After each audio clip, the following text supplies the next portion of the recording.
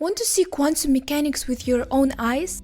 Most quantum entities are invisible to a human eye, but a Bose-Einstein condensate is a quantum object on a macroscopic level. It's the closest thing we've got to holding quantum reality in our hands. So where can we find this condensate? Nowhere. To get the BC, you need to cool down the matter to a temperature near absolute zero, which is colder than any place in the entire universe. It's only possible to make it in the lab. BC is often referred to as a fifth state of matter, in which all of the particles are coherent and act like a single superatom.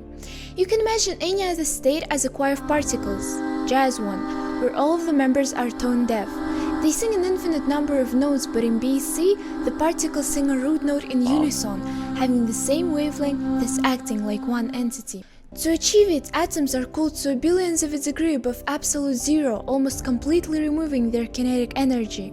This forces particles to move slower and they eventually start overlapping. But not all the particles can do that. The usual protons, electrons and neutrons are fermions, which means they have half-integer spins.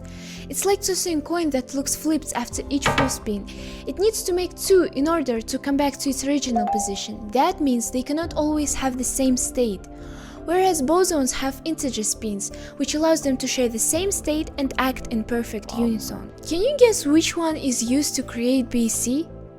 Right, so what does bosons being in unison have to do with seeing quantum mechanics in a real-life scale? Millions and billions of quantum particles pile up so much that they reach 10 to 100 microns in size, which is close to the limit of a human's eye. So theoretically, we could spot them. Or spot it. Bose-Einstein condensate is a proof that quantum laws don't only apply to a tiny world, but it can also rule the real one. In practice, it's a bridge between the two, which will make quantum technologies like megacomputer possible in the future.